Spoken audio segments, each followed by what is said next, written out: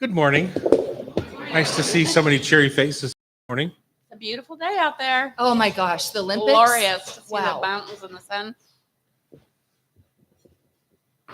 Loretta, who was going to co-host today, is homesick, as are her babies. At some point, Sean, will you put up a picture of our newest grandchildren? And so her mother and my wife, Jackie, is going to take over instead. We've all been filling in for Chef. Morning. Thank you. Ever since Chef Thierry passed, I've been filling in his seat with people who love him dearly. Bridget Charters, Loretta, Jackie. Oh, Loretta grew up with Thierry's kids, by the way. They're all restaurant brats. And a restaurant brat right there, huh? When did you first get into it? Tell us who you are. I'm Amy Burrs, CEO at Anthony's Restaurants. I started at 15. 15? And a half. The minute I could get a permit, I was in the Kirkland restaurant, bussing tables. Yeah. Before that, though, I was helping landscape, putting up Christmas trees, All the stuff. I do. I was just writing a little thing about Loretta when she was born 5 months after we opened the Dahlia Lounge, and she lived her little baby life in a wine box underneath the office desk, a little wood wine box where she would just kind of lay there, Yeah, the chef in Kirkland would make me cry. I come up to the back restaurant, Yeah. elevator, Yeah. he'd make me dinner. There's a good story, Leslie. It's a restaurant brat story, like the next generation kind of taking over. Kind of interesting. Have you already written that or something? It's kind of a nice idea. Thank God I'm here for you. Leslie Kelley writes ad hoc food stories.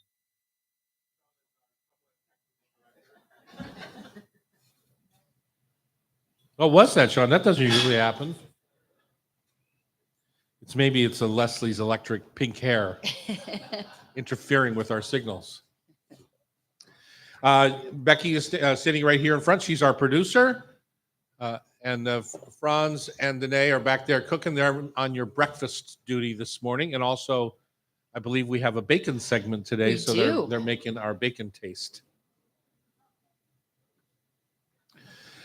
Let me guess, school's out.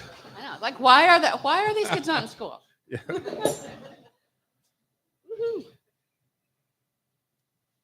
All right, shall we get started? We are live on YouTube. Hello, YouTubers who's ever watching us. Not that many people watch us live, but throughout the week, we have hundreds of people that watch our show live. So if you are supposed to be in school and the principal's watching, I would suggest Sit over there. Yeah, because this camera's live here, and so is this camera looking at us.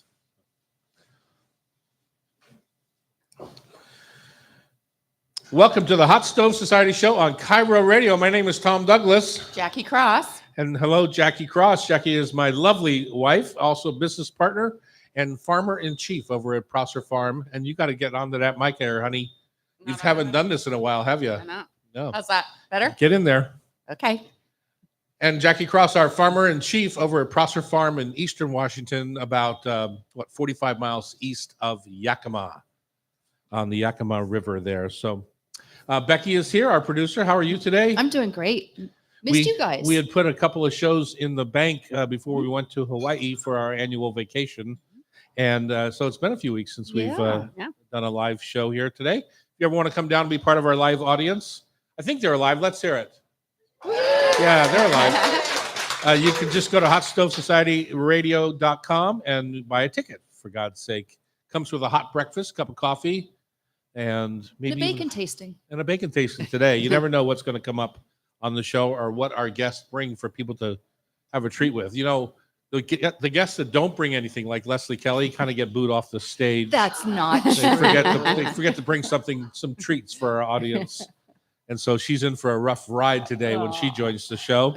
She's here to share her recent delicious discoveries while roaming the U.S. in her RV. You know who I feel worse? Her husband. Her husband. How do you live in a little van with that personality day in and day out? That's what I want to know. And the pink hair. Yes, it's unbelievable. He must be a saint. We explore Becky Selengut's new book, Misunderstood Vegetables. Is there one in there that when you thumb through the book that struck your fancy? It's like, God, I don't eat enough rutabaga or something like that. I'm going to experiment more with eggplant. Eggplant. Yep. Yeah. And I read her little piece on to salt or not to salt. So it's interesting. Okay. Yeah. The one that gets me is Sunchokes. Mm. I've been a chef for a long time, and they're like the groovy chef thing. Yeah. And every year, about this time of year, Sunchokes come around. It's like I can't stand them, and I've yet to have one that said to me, "I would rather have this than say broccoli or a carrot or something like that." Alright. There's just not one version. You love Sunchokes? I do not love Sunchokes. Yeah, I don't. I mean, I what like they them when they're taste like. I don't fried and like what they- chips. But yeah, but they that's- also give you a little. indigestion. Yeah, we'll call it that. Yeah. Loretta is supposed to be here today, but she's not. And her segment today was shortcut or scratch. We were going to talk bacon, so we're going to still talk We're bacon. still going to talk bacon. Yep. But what's the plan here? Well, it started from an article I read in Bon Appetit, and they had tested 7 bacons. So we we can go through those, and then that's the shortcut version. And then we'd love you to share with us, how do you make bacon from scratch? Okay. And then, the article in Bon Appetit that I read, they didn't pull any punches on the ones they didn't like, No. which is unusual. Usually because, they're soft sell it. advertisers or Yeah. whatever, they kind of soft, well, we didn't like these two, blah, blah, blah. They said, They were a little tough. They Yeah. said, it's like when people write about us on Yelp. Like, never go back to this place. That's the worst. We celebrate our good friend Chef Thierry with a simple to spectacular segment. This is the epitome of what I talk about when you talk about a Chef Thierry recipe, that he and I come from very different backgrounds Yes. and we have very different cooking styles. This recipe is called Manila clam soup, but what is it with? Snails, bone marrow, and spaghetti squash. So who puts snails, bone marrow, and spaghetti squash in a Manila clam soup? Yeah. Yeah, only Chef Thierry. Mhm. So we're going to talk about that and talk about what a weirdo that he is or was, and how much we love him in his Yes. segment. Co-owner and farmer-in-chief Jackie, like I told you, is here to talk about what you're putting in your greenhouses right now. Right? Exactly. We're going to go through Give us a little. next week peppers. You're going to seed peppers next Start week. seeding peppers next week. Uh-huh. And then the week after that, we'll start with tomatoes and eggplants. Nice. Love it. And of course, we're going to finish the show with our Food for Thought Tasty Trivia Challenge, brought to you by Rub with Love Spice Rubs. If you've never had them, they're quite delicious. I've had them. We make them ourselves. Yes, they're great. Speaking of which, you're an investor with me, I think, in Ava's Wild. Is that true? Yes. I'm actually meeting Mark after the show today. I met him yesterday. You did. He's Yeah. on it. Okay, Yeah. we'll talk. Get ready. He promised me that wasn't the case. Oh, it's not. I know he promised me too. Uh, Yeah, that's our Mark. Okay, favorite taste of the week. I'm going to jump in with, just got back from the Big Island. Mhm. And when you fly into Kona, the airport there, it's on the dry side of the island, but there's these huge nets off the coast of the Kona airport. And they kind of raise and lower as they need to. You can see the harvesting boats out there, but they're full of kampachi. mm, And kampachi is, I don't know the genus of kampachi. I think of it as trying to compete with hamachi at a sushi bar. You'll see kampachi out there. It's leaner, but still a little bit fatty. And they harvest them at about 3.5 pounds or so.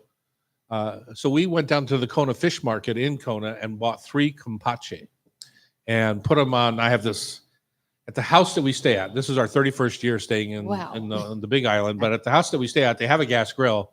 But I went up to the Ace Hardware and bought a charcoal grill. of course you a did. few Yeah. years ago, and they keep it in the back for me. I was so happy to find it. Remember, I bought it and I thought I'll never see Oh, they're this going grill to get again. rid of Yeah. it. Or, Yeah, yeah. a couple of years in a row, they threw it away, but or took it to their own home. But anyway, it was still there. So I had these 3.5 pound kampachi, so about 10 pounds of fish on this little 18-inch Weber grill.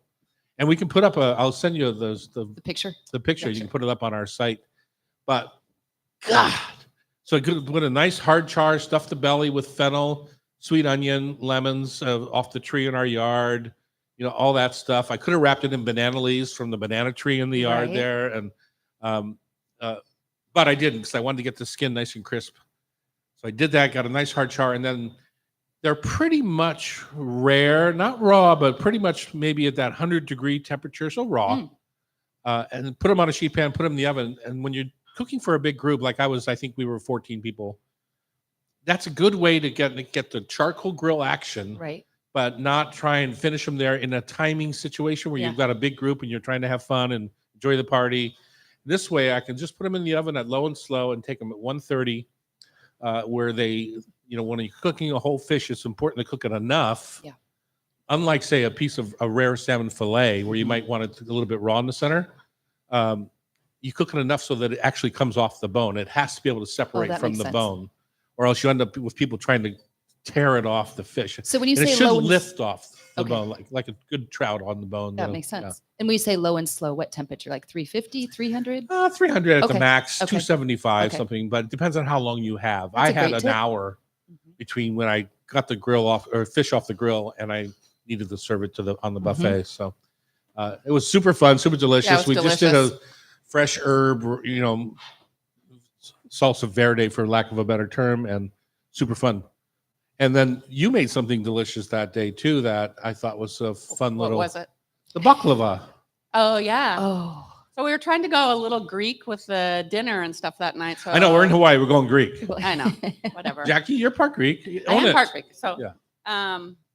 so trying to think of something for dessert, and of course, macadamia nuts are everywhere. yes. So I decided to make macadamia nut baklava, and something came out great. I How thought did you make it? toasted the nuts and Yeah. stuff, and just chopped them, and then just as the normal layering, the phyllo with the obscene amount of butter, Lots of honey. and lots of honey, and then Well, putting the hold on, honey syrup over I'm the top. curious about the honey syrup because here you are, you're trying to make this almost a little bit crunchy, with the phyllo, and the nuts are fatty, even though they're toasted. And then I was so surprised to look over and I saw you pouring that syrup over top, thinking that it was going to Sog it out, but it didn't. No, I guess the trick from what I read a couple of recipes before I did it, is to make sure that your baklava is warm and your syrup is cool. Mm. And then also you pre-score the baklava when you cook it. So it's already like halfway scored down. So you're not pouring it over the top of each individual baklava. You're pouring it down the sides. And so then, So you made diamond shapes. It's like Diamond a shapes regular in it. 9x13 pan. right, And then you made diamond shapes shapes. on it. And you only scored it halfway down. Like about halfway down, not all the way. Some people said all the way. Some people said I just went, one recipe So- said half, I went half. So if you didn't do that and you poured it, it would just kind of pool It on would the pool top. on top. and It make it wouldn't, all yeah, it wouldn't sink in. So you just score it, and then I just went down the sides and then down each of the scores, and then it soaks down into it, and the top part stays super crispy. And what else was in your syrup? There was honey, and what else? Just Because it Warm was honey. almost, I want to say for that one pan of baklava, when I looked Cinnamon. over, it was almost 2 cups of syrup. yeah, it was honey, water, cinnamon stick, Orange peel? and yeah, orange peel. That's right. Well, it was super good. It looked great, didn't it? Yeah, it came out nice. It went with the dinner well. It was fun, and it was little. So I mean, it's rich, but it's little. So it was a nice finish on that after the beautiful fish and stuff. It was good.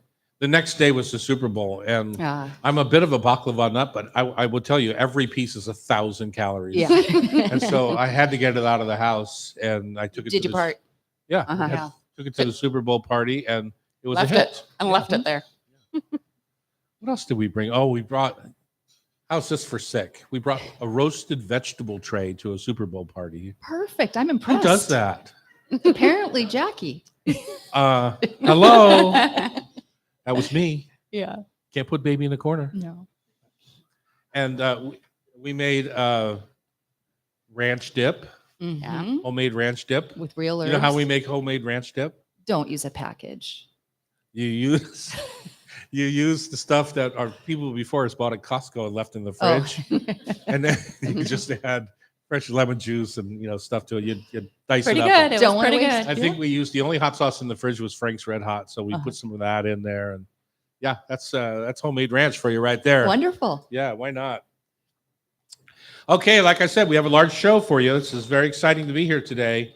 Anytime Leslie Kelley's in the house, you know it's going to be a good old time. We're going to blister some weenies over the fire. That's what I know. Coming up next, our very own Leslie Kelley on Cairo Radio. It's the Hot Stove Society show. Thank you for joining us. See you soon, 97.3 FM. Loretta's usually the audience motivator. So, You gotta stay on that mic there, honey. Gotta stay on the mic. Just stay right. Listen to the difference. Just that far away. Stay I right. thought I was right on it. I'll sit. Good morning. Good morning. I do. Very close. I swear I just saw a post of yours a day ago and you were like a long ways away. Yeah, I just spent a week in LA and I talk about that a little bit. You have to get that umbrella out. I know. That parka. Oh my gosh, it was crazy. You saw some of the houses hanging off the yeah, crazy. But We were just looking at a house on the MLS listings here in Magnolia, and it was a $10 million house. hanging off the And my real estate cliff. agent thinks we're rich or something. But oddly enough, our real estate agent, I hired when she was 16 when I Oh my worked on God. Bainbridge Island. I hired her as a wow. prep cook. And now, how many years later? 45 years later, she's our real estate agent. Wow. Isn't that funny? Anyway, she sent me a house, a $10 million house, which we could never afford in the first place. But there it is, hanging on a cliff in Magnolia. And it's like, I wouldn't sleep well. I don't know how you even find insurance for something like that. You don't. I guess if you have a $10 million house, You don't maybe need insurance. You don't need insurance. Come on. It's still going to It's hurt all if you slide going- up that hill. All right, we're going to keep this show rolling, aren't we? We are, because we got longer show now. We're back here in the house at the Hot Stove Society show. We have lots of folks in the house. It's obviously out of school week here in Seattle area. I'm assuming you're all from the Seattle area. Anybody from Seattle? Couples, and mostly from out of the area. Mhm. Yeah. Okay. Well, it's nice to have everyone here. You're going to get a really good breakfast. Danae is cooking today. So when Chef Annie's not in the kitchen, you are likely to get a much better breakfast. Oh, no, snap. no. Danae, shake your head. Which way is that? True or false? Oh, see what I'm saying there. No, we miss Chef Annie. Anyway, Danae's on breakfast. What are we having today? We're having a little tortilla, Spanish tortilla, chorizo sausages, some ruby chard with our fish taco spice, which is real citrusy and mild chili. And then, of course, I think we've already started with a fresh blueberry muffin. So it's a fun thing you get with your ticket here to the show. All right, Leslie Kelley, welcome to the microphone. Thank you Thank for getting you, sir. right up there on and that. Jackie. Tell us about people. If you haven't heard before, Leslie used to be one of the food reviewers Used to in be. town. Which is, are you saying I'm a She has wrote been? she wrote a bad review about us, so we forced her out of the newspaper business. Please. And Oh man.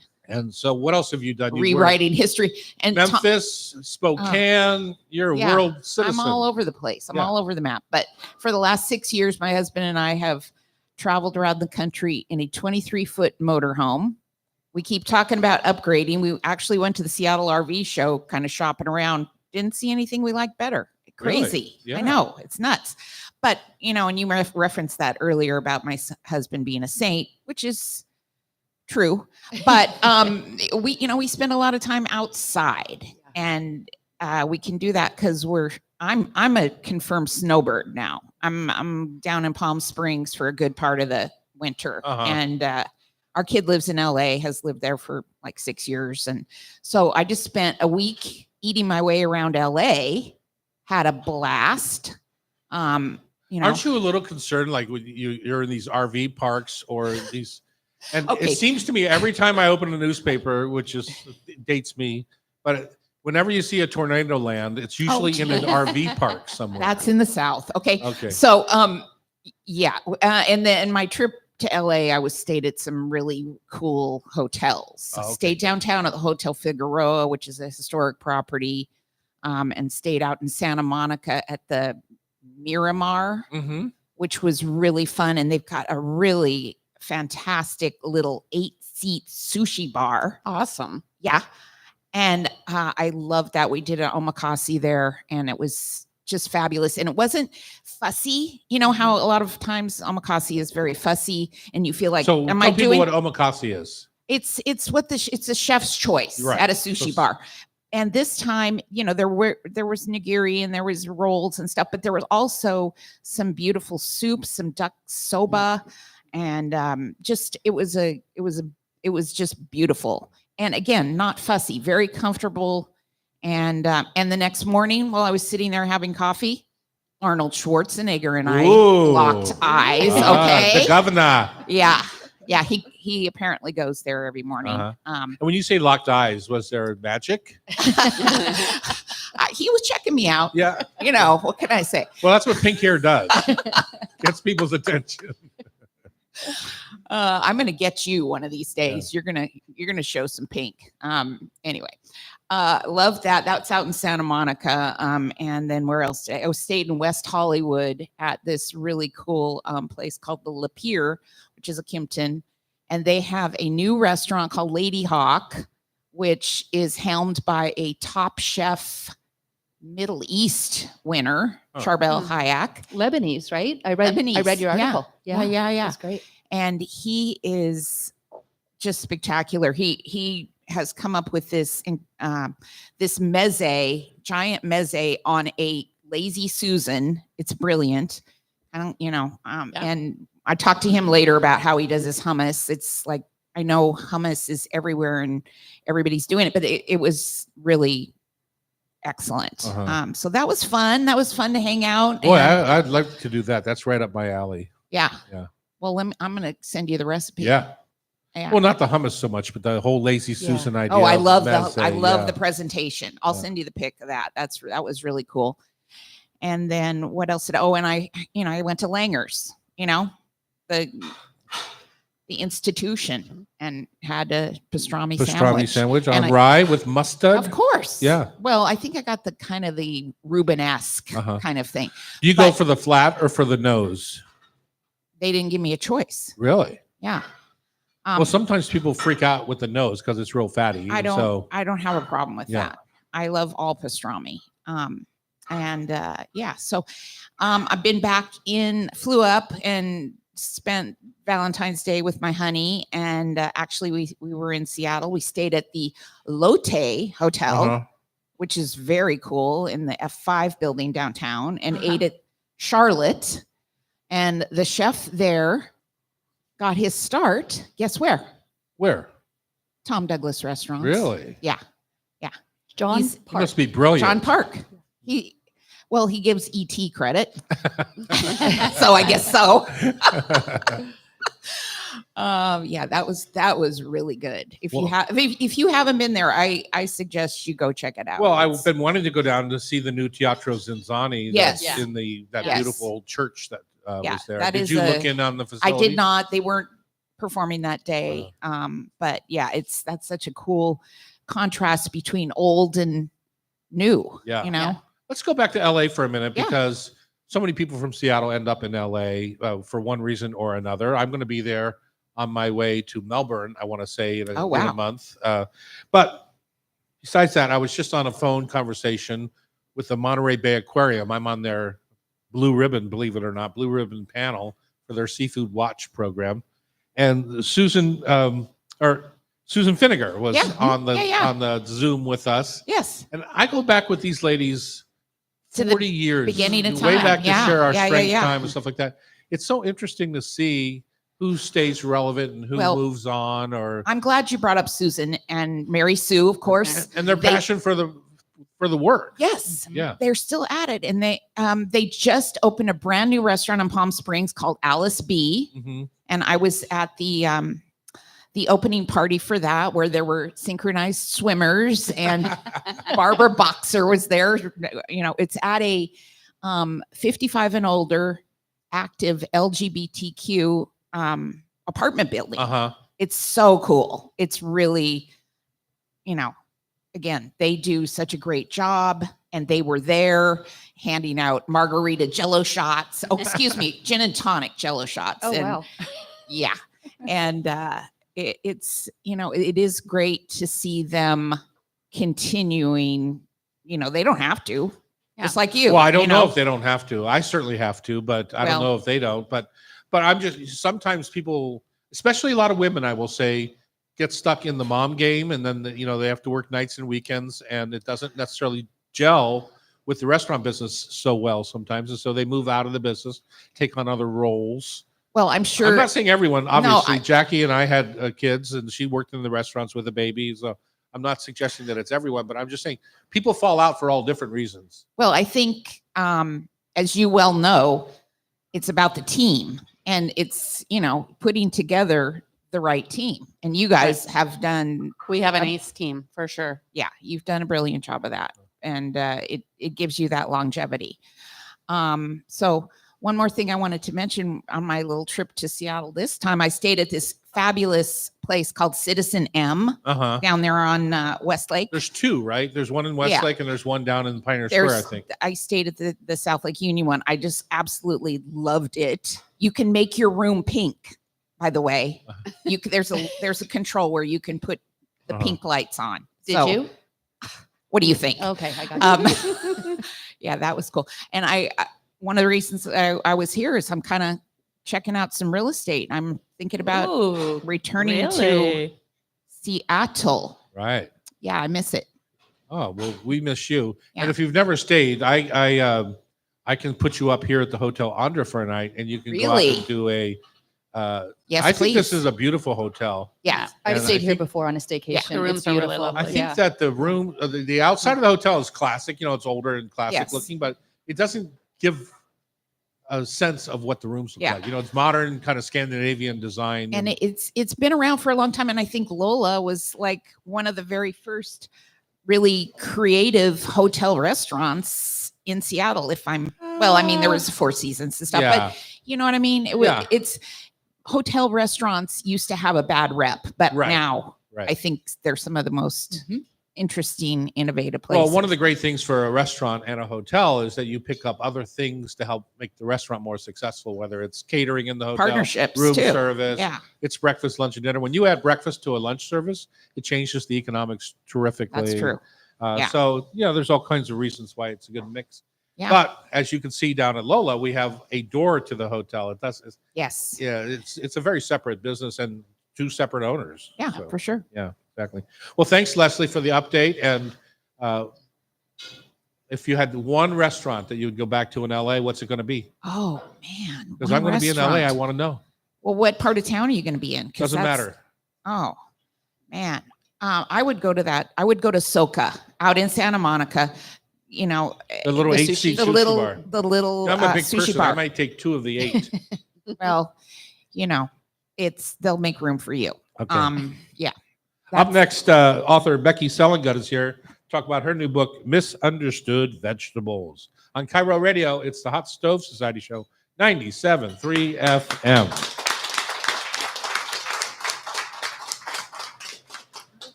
Thank you, Leslie. Yeah. Sounds like a very Our fun roving RV correspondent. trip. So moving back to the. That's cool. Did you put up the grandbabies, Sean? Yep. They were. Oh, I didn't see them. Pretty crazy, huh? Twins.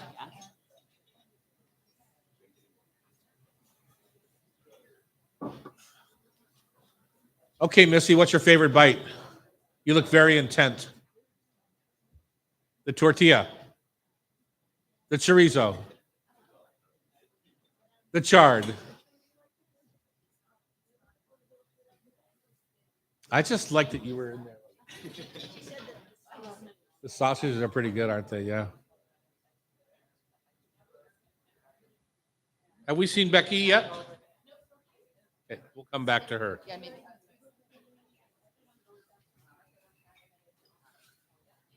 So we're going to jump around the show a little bit since Becky's not quite here yet.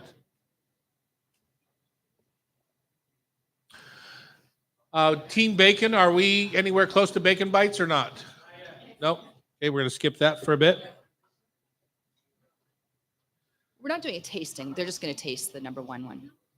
Oh, I thought we were tasting against. Nope. Do we have some taste to go against, or we're just going We're just with the doing number? the top The two. essence of the top two. Yeah. the essence of positivity, are we? Yes. What was the top one? Top one was the Whole Foods, and then Yeah.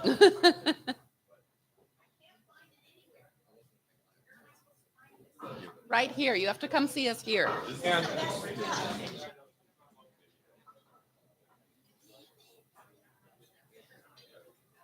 We could do your garden one. Yeah, sure. You're going to have to prompt me with some questions.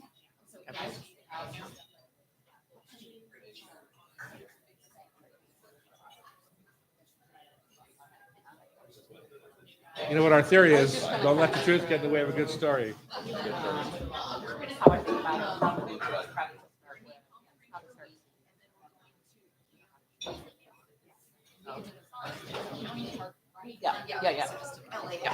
Uh-huh. Yeah. Yeah. Big jets going right over top of you. Yeah, spectacular.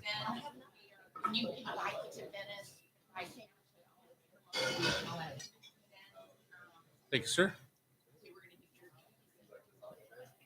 Oh, perfect. Did you already ask somebody? No. Oh, okay. No, that's perfect. We can do that.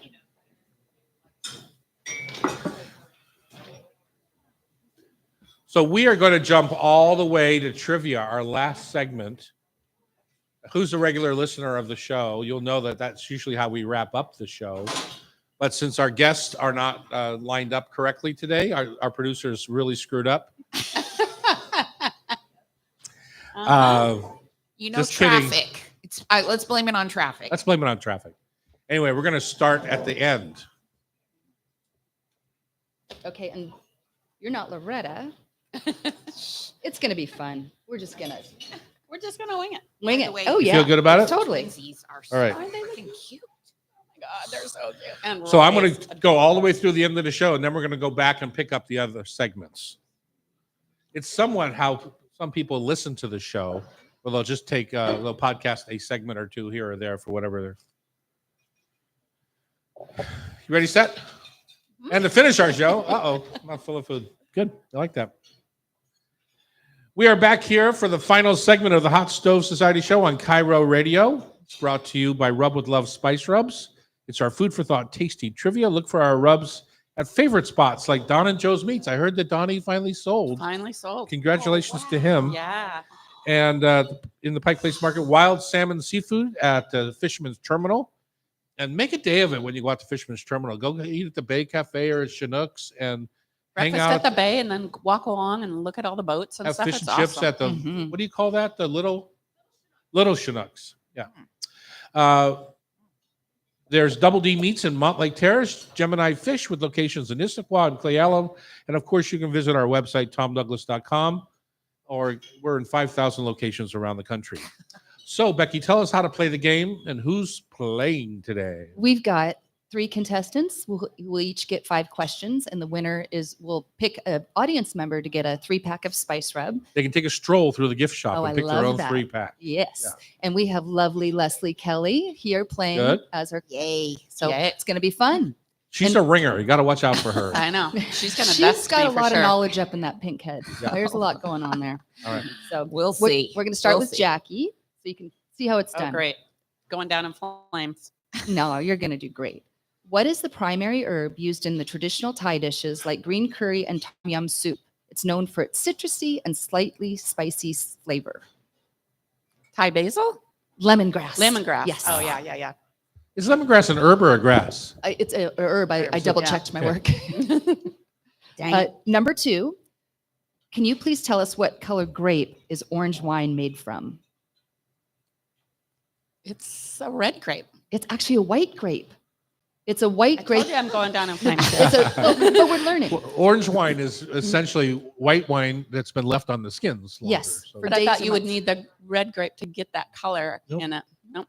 a lot of Chardonnay and things like that are a little bit golden Uh-huh. in color. Are you a fan of orange wine? I drink mostly red wine, so. Me too. Yeah. Yeah. Okay, number 3. Oh, this isn't fair. Well, I'm going to swap questions because that's funny.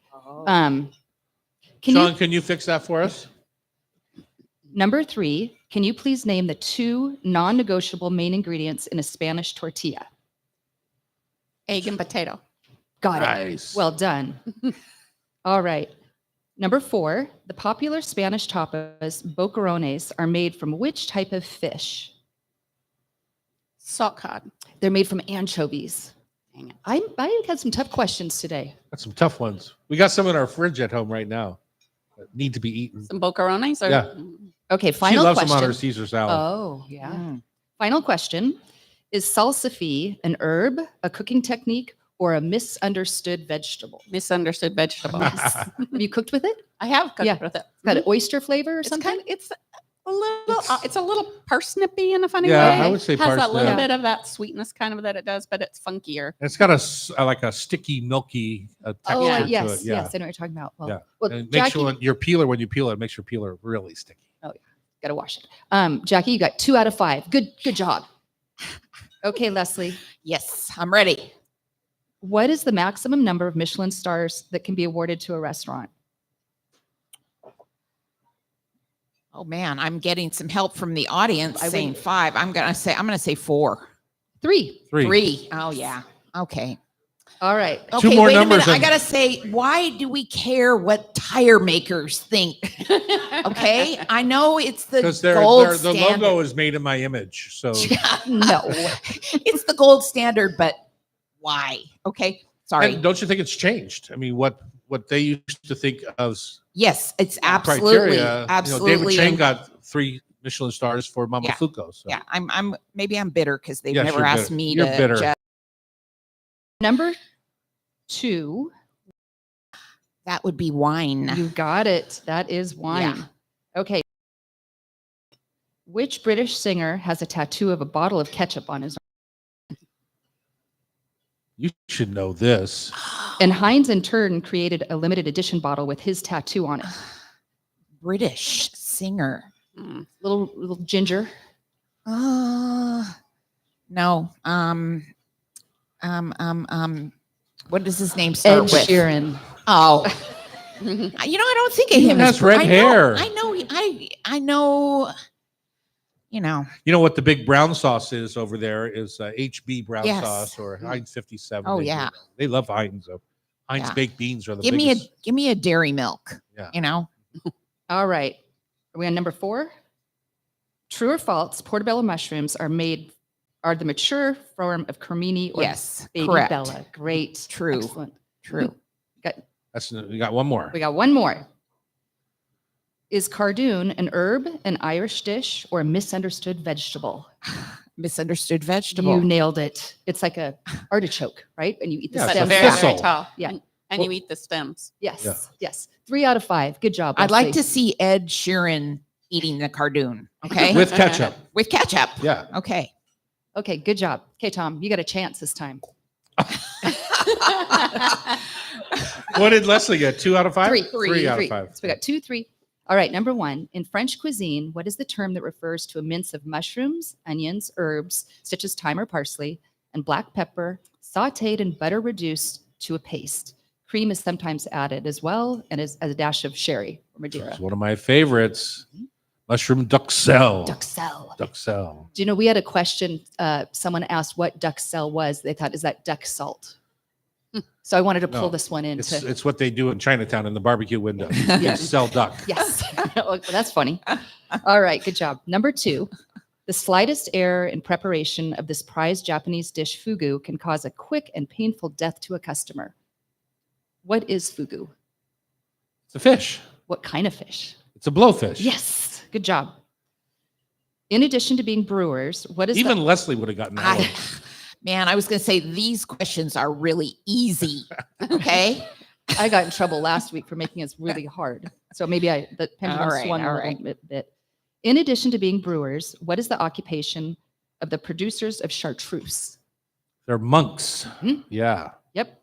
And I don't mean the chipmunk. The inventor of champagne, also, right? Are they with the Dom? Didn't they work with the Dom Perignon? I don't know. I know they're Yeah. in Southeast France, but I don't know.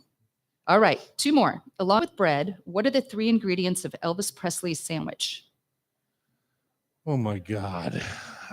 Peanut butter. Yep, It's either bacon or bananas. you got it. All of them. All 3. Oh, How did there you know go. that? There we go. Okay, I have to Num- butt in here. Living in Memphis, I got a little Elvis trivia. He's always credited with the peanut butter, but he loved meatloaf. Me Meatloaf, too. meatloaf was his thing. Who doesn't? Yeah. What's not Okay, to like? final question. Is tatsoi a trendy new dish, an herb, or a misunderstood vegetable? It's a misunderstood vegetable, but it's not really. It's only culturally misunderstood. Oh, As Caucasians, we don't know it very well, but the Asians have eaten it for centuries. So it's just so you can't put baby in a corner. You got misunderstood to certain groups, maybe. I read this in Becky's book. Okay. So good job, Tom. Thank 5 out you of so 5. much. Thank you so much. If you want to be part of the show, and that means I get to pick an audience winner. You are my winner today, okay? Because you were so intent on eating your breakfast. If you want to be part of the show, you can join the community on YouTube Live at Tom Douglas & Co. or buy a ticket to join us in the studio at hotstovesociety.com. The show is produced by Becky Guzdak. Our technical wizard is Sean McFadden, and our editor at Cairo is Sean, please don't call me Del Torre. If you miss any episode of our Hot Stove Society show on Cairo, you can listen via podcast. Just subscribe with your favorite podcast app. Thanks for listening. All right, that's the end of the show. But we're going to go back and do the rest of it.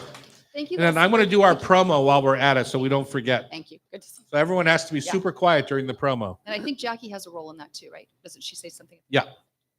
So you just say, I'm Jackie Oh, okay. Cross.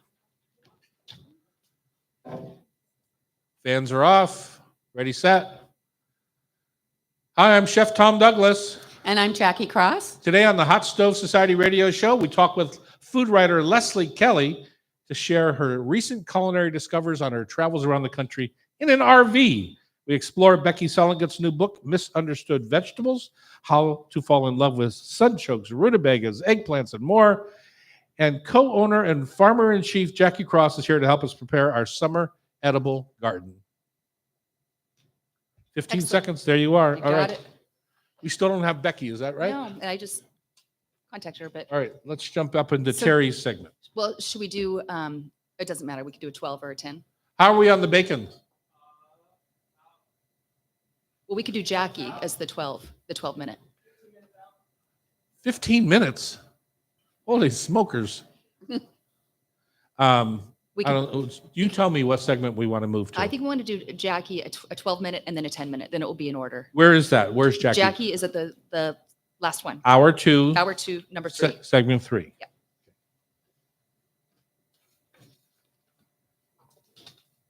Oh, there we go. I totally missed that one. I think we do this annually, if I'm not mistaken. You don't have to have the chair if you don't want it. You know that, I'm right? just up and down. Okay.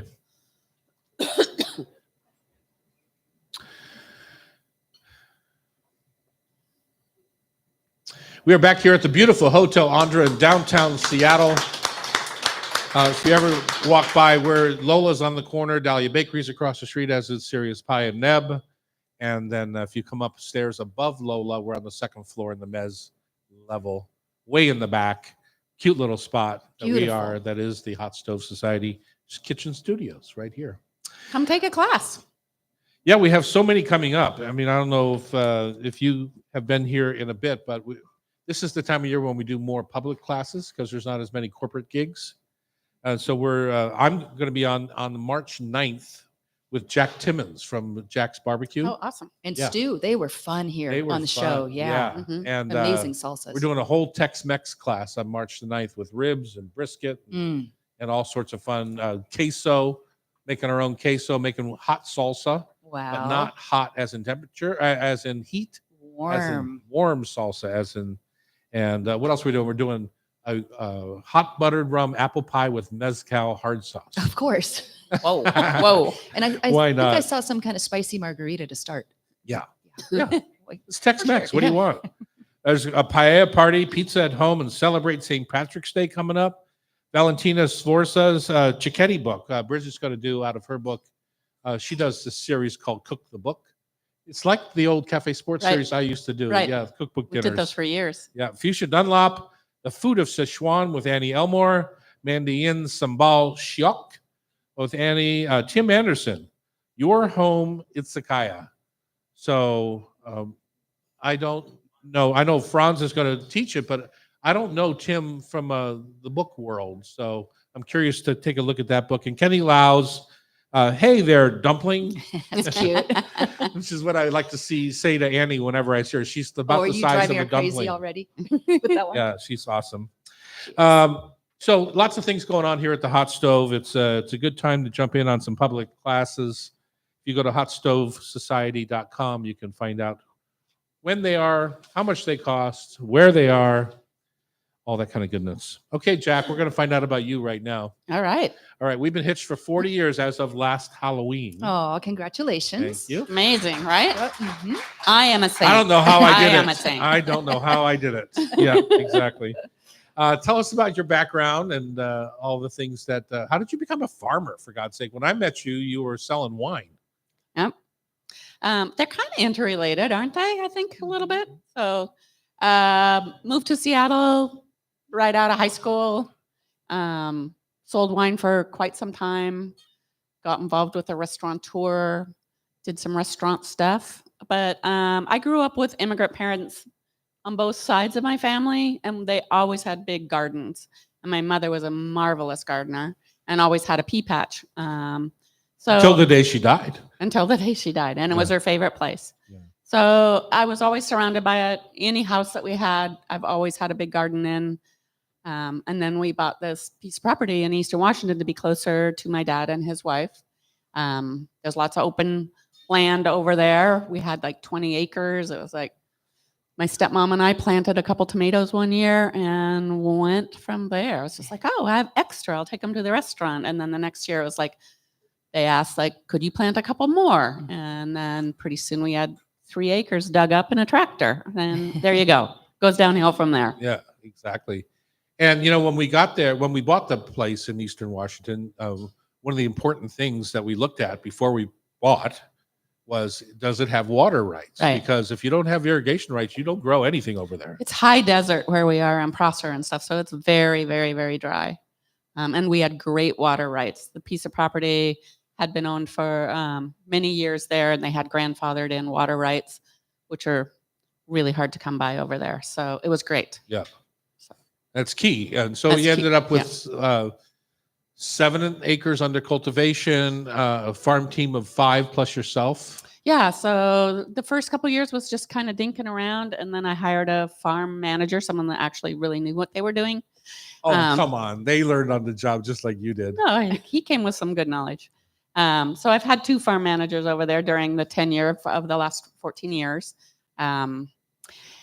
And we've, changed stuff up every year, grew different things. It was great to be able to just sit down with the chefs at the end of the year and say, what are you seeing trend-wise? What do you want to see more of? What kind of interesting things would you like to see? What should I change? So it was very dovetailed to what was happening in the restaurant, which was great. We had a really great rapport. We grew thousands of pounds of produce during our heyday. We have our own cute little Prosser Farm truck that came over, refrigerated truck. It came over twice a week and did deliveries. It was super fun. The year I remember the best was when you had about 3,500 tomato plants. Yeah. And you got about 80 pounds of tomatoes per plant. Yeah, we had Wow. tomatoes, peppers, eggplants, cucumbers, and beans over there, and that kind of weather is amazing. They do great. So Yeah, eggplants, crazy. My favorite thing that you have grown over the years is the little Hannah's Choice the melons. musk melons. Yeah, those are great. Yeah. I still grow those every year, even though I'm not growing for the restaurant right now. So how do Yeah. you start planning for the summer? Like, have you been planning for months, or what's your process? For the farm or for now? For the Because farm. now we've taken a little dip after COVID and stuff. All that stuff went away. I lost my stepmother, so I don't have my right-hand person over there anymore. So that right now I just grow for us and Yeah, but I Loretta know and you a just couple bought friends. seeds and stuff. Yeah. Like, so how does that process work for So you? seed catalogs are like the best thing in the world. I can read them all day. Honey, you want to watch TV? No, I got my seed catalog. It's the best. So that starts in December, January. First, I map out how much space I'm going to plant. Mhm. And then I make a plan of what's going to go where, so you know what you're looking at. Why is that important? Because you need Cross to pollination or what? rotate crops all the time. So every year I grow some, if tomatoes are here one year, they're somewhere else next year. So they get moved around so your ground does not get contaminated with any of the specific viruses that tomatoes can get or peppers can get or this. They all come with their own baggage, as they say. Should So you move them around. Should we need to do we need to do that ourselves in our We own just- home gardens? I've It never makes thought of sense, that. yeah. And then they don't have to be 12 feet apart or anything, but like 5 feet. But if Okay. you have leaf blight this year on your tomatoes, it's in the ground, right? It stays in So the you ground. can't- And then if you- there's other vegetables that you can put in. The peppers aren't going to get your tomato blight. So you can plant your peppers there, move the tomatoes someplace else. It just keeps everybody healthier. As does adding a lot of compost. Like every year, just buy a few bags of compost and dump them where you're going to plant stuff. Dig it in, let it sit for a while. So we, about 10 years ago, maybe a little longer, we bought 2 greenhouses from Costco. Yeah. And Like 14 years and ago, they're they're still still in doing great. beautiful shape. Yeah. How do you utilize those? So I like to start seeds rather than buy plants because then I know what I'm getting. I can grow them to the size I want for transplanting. It's really easy. You can buy really inexpensive kits at Lowe's or Home Depot. Set them up in your basement, or if you've got on your kitchen table, or, wherever. It really makes a difference and stuff on the health of your plants and stuff, I think. So I always start seeds. And you're going to need to know what your last frost date is. I think here in Seattle, it's somewhere in mid to late April. So don't plant anything out before that, even though you might have a few weeks of beautiful weather like today out there and you get all antsy and like, I want to plant stuff. There's always that. You can always lose stuff. So wait until the time is right. Start your seeds indoors. Just plant. Order your seeds. Kind of map out how many of what you want. Order your seeds. Start them in your grow area. The other thing that's interesting that you have to deal with over there, which is we have a lot of wind.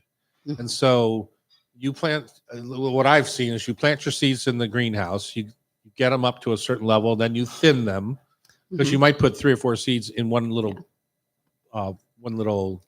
indentation cell of your planter. Then you take out 2 or 3 of those and leave one good one there. And then Leave the strongest, let it grow, but you have to take them in and out of the greenhouse so that they harden.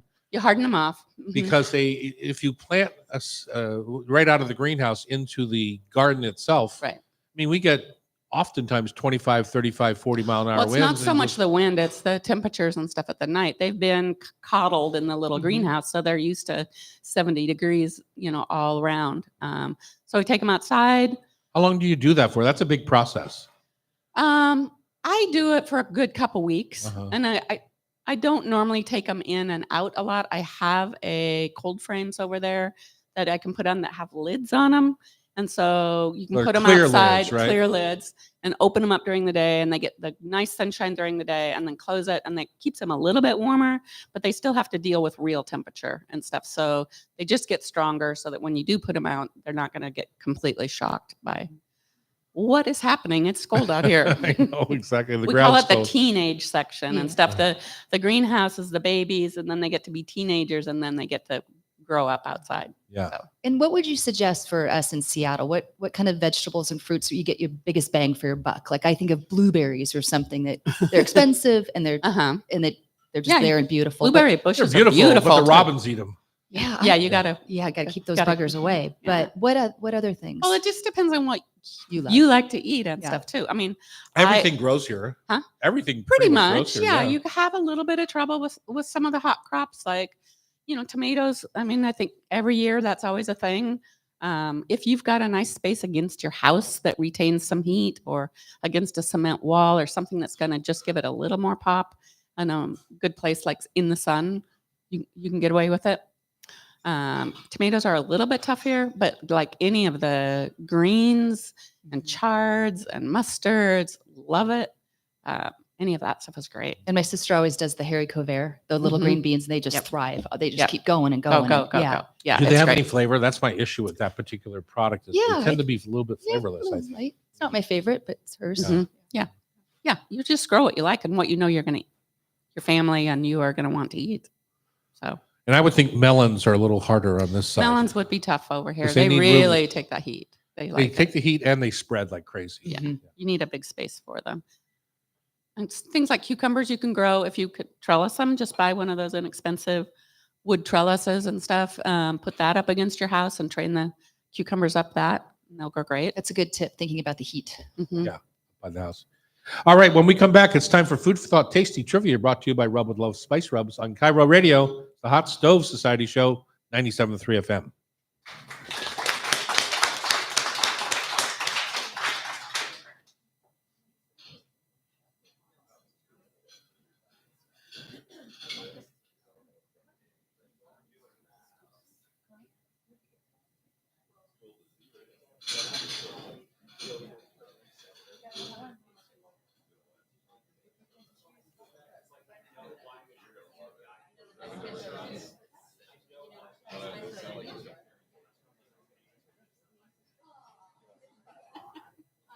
Becky's on her way. Okay.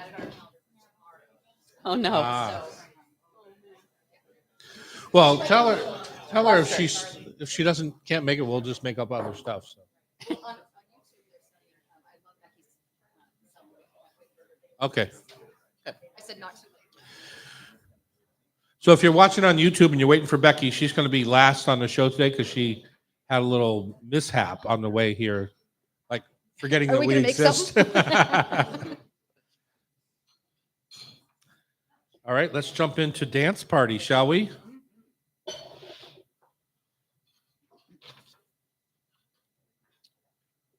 So every week on our show, we honor our late friend Chef Thierry by doing a little dance party. I was asked to give a little chat about him at an event that we were supposed to co-host together as chefs down in Olympia, and that was 2 days after he died, and so everyone in the audience didn't know. And so they asked me to do a moment of silence, and I refused. So instead, we did a moment of a dance party because Terry was the best dancer, singer, whistler, fun-loving guy ever. And so as a tradition now, we ask you to stand up by your chair and that we introduce this segment with a little dance party right here in the Hot Stove Society kitchen. We put his book down. Hey, I'm Tom Douglas here at the Hot Stove Society radio show. We're having a Chef Thierry dance party. Jackie Cross is here. Yeah, baby. Nice job, audience.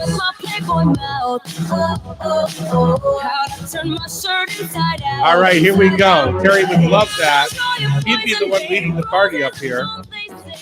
Today's recipe from his book, The Rover's Cookbook, is called, we do this segment, it's called Simple to Spectacular. And one of the things that I note every week on this is that he and I grew up both as young chefs very differently. Him being classically trained throughout the kitchens of France in an apprentice program, and me kind of working out of the back of my Chevy station wagon. So very different backgrounds. Both got to our business through the kitchens, and neither one of us went to college. And both ended up in restaurants that had very different, at the end of the day, very different menus and very different techniques. And so one of the beautiful things about our friendship over the years and the 25 years that we spent here on this show together was that those techniques kind of merged at some point, maybe 10 years ago. We both kind of just said, well, there's some good parts and there's some good parts. And you know, our whole premise of the show was that we were a little adversarial. People thought we were being mean to each other, but it was never the case. We were just bringing those backgrounds kind of in an adversarial way. Why do you do it that way? Why do you do it this way? So this recipe today, Becky, that you've picked out of the book is a classic one where I would say to Chef Thierry, I would literally roll my eyes in the back of my head saying, what is wrong with you? And he would just say, you know, you're a dumbass or something like that. He would not put up with that for a second.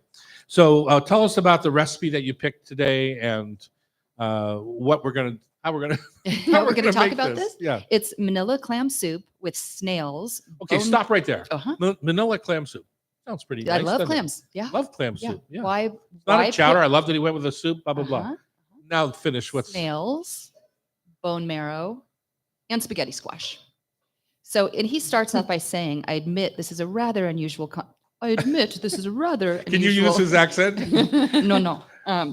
Rather unusual combination of clam, snails, and rich bone marrow, all surrounded nutty and slightly sweet spaghetti squash.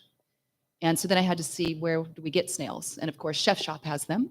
They have them in the can. They do. Yeah. And that's what he calls for it in a can as well. Oh, does he? Yeah, he didn't go out. Because there's a snail farm out in Squim. Right. I think it's called Gray. Yeah, I don't remember. Gray something snail farm or something like that. So anyway, yeah.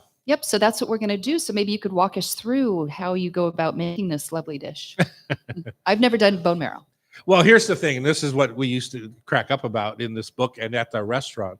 So this not only do you have to make the brioche so that you have breadcrumbs for your, you have breadcrumbs for your For a little marrow tiny bit. and for your clams, but you have to make the lobster stock days in advance and give yourself a little head start. So Yes. I would say this is a 5-day recipe. Wow. Wow. And of all the different little pieces. And so what he does is he roasts his spaghetti squash like most of us do. He opens them up, take the seeds out, puts them in foil, throws them in the oven. He embeds a little clove of garlic into the squash itself, and he dresses it not with olive oil but with pistachio oil. Oh, special. So it's just kind of a nice That idea. sounds delicious. I don't find any of those oils to be particularly flavorful enough right. to. He loved argan oil, Yep. right? Or He loved the walnut oil. He used Yeah. that a lot in Right. his salad dressings. once you open those oils, though, you have to use them up, so they Yeah. go rancid quickly. So anyway, he puts his squash in a piece of foil into the oven, roast it, and then pulls it out, pulls the garlic out. It's all kind of soft now at this point, and so sets that aside. That's the base of his soup. And he, like a lot of French chefs, makes composed soups. So by What's that that I mean, mean? well, if you think about pho, like a Yeah. lot of us love pho. Well, pho, they put the noodles in the bowl, they sprinkle the raw sweet I onions, see what you're saying. put some of the herbs or the slices of raw meat and cooked meat in there, the little meatball. Then they pour hot stock over top. I consider that kind of a composed soup. Whereas a Western style soup, generally, you start with onions and carrots and celery in the pan, and you start to build a soup. You still use stock, but you kind of build it with everything else. So that's the difference. So he takes this and he's got his bowl. So now, as we go along here, I have to kind of hurry up because 5 days to get into a 5-minute segment is a lot. But so he takes his 2-inch cut veal bones, right, the marrow bones, as the butcher cut them in 2-inch segments, and he poaches those for 2 minutes. And then he gets this marrow soft enough that he can scoop out the marrow in a chunk, which is important here. When you do a marrow in a stock, the marrow leaches out and becomes kind of the fat cap Part of of the it, stock. yeah. Now I'm trying to keep the marrow in a chunk, but I still have to get it released from the bone.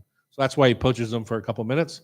Now he takes those marrow chunks and breads those in his brioche. Wow. Okay. And then he takes his clams, puts his clams in a pot, steams the clam open. He says, start taking them out as soon as they open. So it could take 1 minute, it could take 8 minutes. Because you don't want them to get chewy and overcooked. Correct. Yeah. So then you pull them as they are done. Strain the clam stock, put it into your lobster stock that's already been on the stove and reducing. That you've already made ahead of time 4 days ago. Right. With fresh lobsters. And then you take the clams when they're cool and you bread them in the brioche crumbs. Okay. Okay. And then the snails, if they're raw, you have to saute them for a couple of minutes. If they're not, then they're pretty much done. And you put those in the breadcrumbs and dress those up. Now you take a pan and you put butter in, get it, Terry loved a nugget of butter, put them in your, and you pan fry each of those ingredients, right? So you're pan frying the marrow. I'm not sure if he pan fried the snails or not, but the clams and the marrow, I remember that he did. And then, so now we got a warm bowl. Right. Important. And we've got the warm spaghetti squash that's been put into a ring mold to make a perfect little ring in the bottom of your Of soup course. bowl. And So he shreds it out and then puts Yeah, it into the mold. yeah. Okay, got and it. he pulls the garlic out. And every one of these steps, he's adding shallots, thyme, and butter to. So he's pan frying here and there. Separately. Yeah. Separately, yeah. So then now we got our bowl, we've got our squash, and now we're going to rotate throughout around the squash, the marrow, the clams, and the snails. So we create a little ring around the spaghetti squash. Now we take our lobster stock that's been reducing by half. Wow. So it's intense. Yeah. It's not at a demi stage or anything like that, but it's much more intense. We've add our clam juice to that from steaming the clams. Add our piece of garlic that was in the squash into there. Now, as he likes to do in many of his recipes, he'll add shallots at different stages. Shallots I have like a that. very different flavor when they are raw, when they are Mhm. lightly sauteed, when they are taken like a Vietnamese type shallot, where it's taken all the way to a bittersweet, dark, almost Right. black, golden brown. And so they add different flavors at different stages. So he takes some more raw shallots, some more fresh thyme, because like any herb, when you overcook an herb, it loses its Right. floral, right? It Mhm. loses You want its to fragrance. keep that base going, so Right. keep adding. Mhm. So he's going to add that to the lobster stock at the last minute, along with that clove of garlic and a half pound of butter. Mhm. And then he puts that into a blender. Now, Thierry and blenders have a little history. Oh, yes. Yes. I remember that. So here's what I want people to do that love Thierry. Go online, look under Vitamix blenders. Thierry did an ad campaign for them at one point where he was nude except for a well-placed chapeau His chapeau. Uh-huh. and a blender. Yes. Kind of covered things up a Yes. bit. It was And he had the so- chapeau on the blender covered up. Something. Whether- yeah. I think, all the important parts were covered. And but he's completely nude, Uh-huh. and I can just picture him This in was the a studio. great ad. It's It a is a black great and ad. white too, I Mhm. think. Yeah, it's really cool. I had him blown up into 3x5 posters for his team. He didn't like that very much. And I had nipple rings put in and ankle bracelets from Bartels, Which and is so not Terry. earrings put in. A few tattoos here Yeah, and there. exactly. Anyway, so he puts all this hot stock and the butter and the last bit of thyme, last bit of shallot into the blender. Now, when you're using a blender for hot stock, you got to be very careful, right? Because it pressurizes. Right. The heat pressurizes, so you have to really hold the lid down. But I like the idea that it aerates the stock and the soup right before you serve it, because when you add air to things, it embellishes the flavor, right? So he's got his bowl; it's all set. They're all kind of sitting there in the warming oven. Now he pulls it out, puts it at your place, and walks around with the hot soup over top of your at your table. Wish he was here right now doing that. That'd be I know. awesome. And that's just one course. That's of- just one course and you did all of a that work. 10-course menu that he would serve. So Could you use an immersion blender, or do you really need a real you blender? can use an to immersion blender. That's what I would use, because Yeah. it's dangerous, I think, going Yeah. into a blender with hot Yeah. stock. So yeah, that's our pal A Terry. simple little soup for dinner. I think you'll find that recipe either like on one of my menus or one of his menus. Same. Mine would be the 30-minute version. But Sawn snails. anyway, that's our pal Terry. If you ever want to kind of go along with us, I can still find his books in the used section of the Amazon or somewhere online, Half Price Books or someplace. And you can go along with us every week because there's pictures for all of these things. Yeah. And his co-writer, Cynthia Nims, still lives in West Seattle. And at some point, we should bring her in and Right, talk bring her about back. Yeah. writing this book, because it must have been something to follow every little step that he took. When you read this recipe, it's about a 4-page recipe. Yeah. And that doesn't include the lobster stock or the thigh brioche. brioche. Okay, up next, we're going to talk about Jackie, find out what she does in our world, how she got involved in the gardening business, and we'll move on from there. On Cairo Radio, it's the Hot Stove Society Show, 97.3 FM. Phew. Well, Becky is coming. So now we'll do the bacon. Bacon, you let's do rock bacon. star. So let me. I want to see a picture of this. They didn't have a picture of it in there. No. I wish, because I couldn't visualize it. I don't think.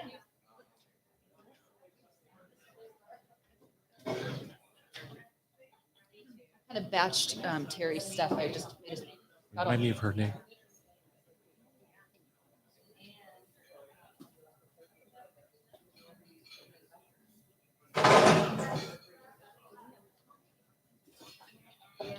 Amy, isn't that how Sunchokes does all their soup? No. But I was impressed. I really enjoyed listening to that. Really? Yeah, that was fun. Our chef de cuisine would have loved to hear that. He's trained in France. Yeah, he really needs to come. Yeah. Yeah, that's impressive. Well, when you go through his book, every recipe is kind of like that. Oh, did you? How much did it cost? $43. Wow. That's pretty good for a used book. Yeah. Well, it only had one printing. And 2005. 2005, was it? Yeah. Wow. I was thinking we should do, even though the book Bourguignon isn't in there, we got the rest. Okay. Mhm. Yeah, we should do that So we sometime. can post Yeah. it. Yeah. It'd be nice to- Yeah. Let me see what the cover price was. I bet it's $50 on the cover. $40. So I think he's making money. Look at that. Or Amazon. Or Amazon. Well, you know, Have you ever written a book, Amy? No. One of my laments about being an author, and I have 4 books, but if you open up to the page where it gives you what edition this is, like first edition, 8th edition, whatever it is, you have a Library of Congress card when you are an author, which is one of my favorite buildings. My favorite building in DC, but one of my favorite places I've ever been is the Library of Congress. But in the books, I'm trying to look where it is in here. They say, you know, Terry Rotrell, American author, blah, blah, blah, or Tom Douglas, American author, and they do this little thing. And they say, born 1958. And then there's a hyphen and there's a blank. Like they're just waiting for you to die. Yeah, exactly. So, and if you don't ever have a second edition, you don't have to worry about it. But I'm in my 18th edition on Seattle Kitchen. And so if it stays in print until I die, then they'll put a dead date in there. Being author's tough. See you next week, Chef Thierry. Okay, this one is Okay, tell people that are out there looking at them. the one that's kind of bendy. The thicker There's a one, crispier one and a not crispier one. There we go. a thinner one, and a thicker one. Yeah, so the not crispier one is Whole Foods 365 uncured center cut smoked out bacon. And then the second one is Good and Gather, no sugar added, Target's own label. Second one, say it again. The second one is Good and Gather, no sugar, uncured. It's Target's own label. Target's own label. And we'll talk about it. Bon Appetit picked these two. Really? Well, we'll say it on the show. Yeah, but Bon Appetit picked these two on as their top favorites. And this is bacon. This is just store bought bacon, not fancy bacon. They just want to do. Oh. Yeah. Okay. So that's.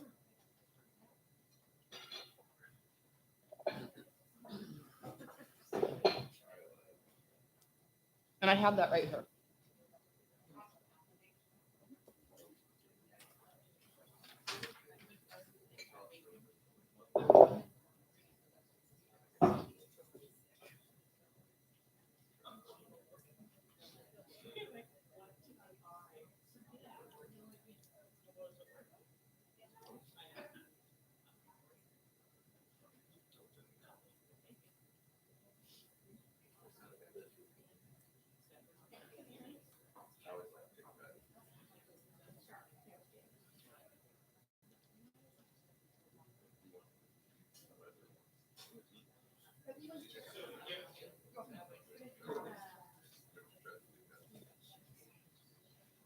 Okay, y'all. After the show, if you head towards the gift shop, you have to say hi to my mom, who's on top in the picture on top of the stove.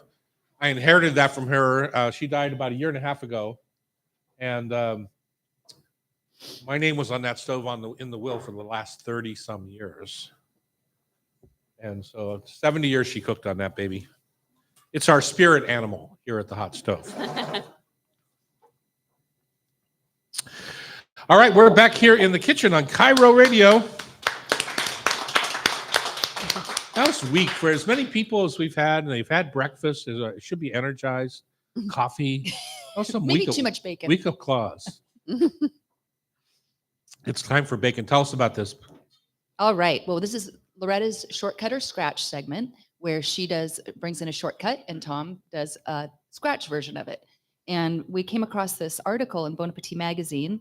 It was February 8th, and they did a taste test on bacon. So we thought, well, why should we have to do all that work? And what they did is they took 7 different kinds of bacon. They were blind. Store-bought, right? Store-bought, widely available grocery store, American-style bacon made with pork, because there's so many different kinds of bacons. Yeah. So they 7 popular brands, and they evaluated on taste, texture, and overall appeal. All were cooked in a 400-degree oven on wire racks or baking sheets until brown and crispy, just so all that was consistent. Mm-hmm. And On a wire rack. on a wire rack. Which is interesting because I never do the wire rack. I do baking sheets all the time. Mhm. But on a wire rack, they won't be as greasy as they are when they sit there in their own fat and Right. kind of bake. Right. And I think we just did a sheet pan style here. I also do the dishes, so Yeah. that's why the wire rack does not show up in there. So what they said is, of the 7, many of them we'd kick out of bed. We have high standards, but 2 of them we'd invite back with eggs, pancakes, and maybe even a mimosa. Okay, tell us the 7. The 7. Okay. Do you want them in order of how they liked them? That doesn't matter. Okay. Whole Foods 365 uncured center cut smokehouse, which is what you're having now. And The audience. the audience is clear favorite. It was every bite was savory and salty with a whisper of sweetness. Number 2, and I'm going in order of how they liked them, Okay. just to keep it simple. Number 2 is Good and Gather, no sugar added. It's uncured and it's Target's own label. It wowed us on texture. The flavor was salty and savory, but we wished it was a little smokier. And then I'll just read through the next 3. Jimmy Dean Applewood smoked bacon, Smith Center cut Applewood smoked. Trader Joe's uncured apple, they thought it was too tough and thick. And then the 2 that they really kind of did not like. They dissed. They dissed. Oscar Mayer original, sadly disintegrating. It shatters it into bits on the first bite. Not enough umami to stand up to eggs, cheese, and ketchup. Well, And then they just won. I'm sure Oscar Mayer was happy to read that in a national magazine. I know. And then, sorry, Boar's Head traditional, not our favorite. Boar's Head traditional. Tastes like eating a dirty fryer. Ouch. Ouch. Anyways, so it was kind of fun to read through theirs, and it was fun for Oh. us to taste a couple. And what did you think about the top 2? I really like the Whole Foods. I thought that was delicious. I'm not sure I loved the second one. I didn't either. Yeah. Yeah, the Good and Gather. Right. We always buy thick cut bacon, so Yes. maybe I'm just not used to like the super thin one and stuff like Absolutely. that. But it just didn't seem like it had enough punch. Yeah, yeah. And then, Tom, we'd love to hear, how do you make bacon on your own from scratch? Well, I'm going to take this in a couple of parts. One is the bacon I buy at home the most Uh-huh. is called Newski's, and it's out of Wisconsin, I want to say. Mm. And heavy Newski heavy fan. smoke, right? It's got a heavy smoke quality, and I like that. Whereas Jackie doesn't like that much smoke. Okay. So there's a difference in the approach for the actual person buying it. And then it is fully cured and fully everything bad for you. And I'm sure they have other varieties, but just their house bacon. I saw, when you sell fancy food or when you sell food products, Mhm. you go to a thing called the Fancy Food Show, which is where we take our rubs every year. And I want to you go present you present to all the buyers for all the grocery stores around the world. It's huge, Fun. like Yeah. building after building after building. 6,000 Oh, my. presenters there. And it can take a couple of days to get through if you're a serious buyer. But anyway, so first time maybe 25 years ago, I went to this show and I came across this Newski's bacon booth. And at that time, it was a new brand in the marketplace, probably just a small mom and pop like we are, and taken to a national level. And it was delicious. And I've been buying it ever since. Yeah. So I don't know the last time I was in a Whole Foods to get this particular Okay. kind of Mhm. bacon. But for me, my favorite one to order, and again, it's even smokier than the Newski's, is from the Benton Country Ham folks in Oh, the I've heard you Smoky talk about Mountains that, of yeah. Tennessee. And they make beautiful hams. It's an American style prosciutto, Mhm. or they make just kind of regular ham. Southern hams are just dried and salty. You have to almost boil them to get some of the salt residual out of there. But they make beautiful hams that I slice like prosciutto. And as an off thing one day, I said, well, if you send me a ham, send me a pound of bacon. Oh my Uh-oh. God, it was so incredible. It's really smoky Really smoky. and really good. Like you won't eat it. Jackie won't eat it, but I love it. And so that's Sounds fun. here's the Right. other thing about Benton Country Hams. It's literally in eastern Tennessee in the foothills of the Smoky Mountains. And it's cheap. Like their ham is like $3.89 a pound or something Wow. like that. You know, drove or- there one time, right? I went there. You guys all wanted to go out and truffle hunt, or Yeah. What were you doing? You were going to see the truffle dogs, or Truffle dogs. Oh, they fun. were truffle spying. dogs. I'd be on your team. Yeah. Yeah. They so were at cute. the Blackberry Farm, which is a well-known, very high-end place Chic. to stay. Beautiful. Very bougie, and And they They wanted raise to truffle go- dogs there. You got to go see the puppies. they wanted to Fun. go get a seaweed wrap. Tom's going to go to the bacon. Yeah. And he so drove I to the said, bacon I'm place. out of here. And I got in my car and I drove That around makes and I sense. found Benton Country Hams. You just, Went in, met the owner. Yeah, I just stopped in and, Awesome. met the owner. And we had 4 hours of deliciousness. And it was good fun. Super And I don't ever have to go back to Blackberry Farm. right. So Okay. now, do you make your own bacon ever? I don't. No, I don't. And it's not hard. It's Right. not difficult. You just have to make sure you buy skin off pork belly, and then you cure and smoke just like you do anything. But the trick is it's cold smoke, right? If you hot smoke a bacon, cooking it's all fat, right? It's just going to render out and be Okay. just this blobby mess. So you have to cold smoke.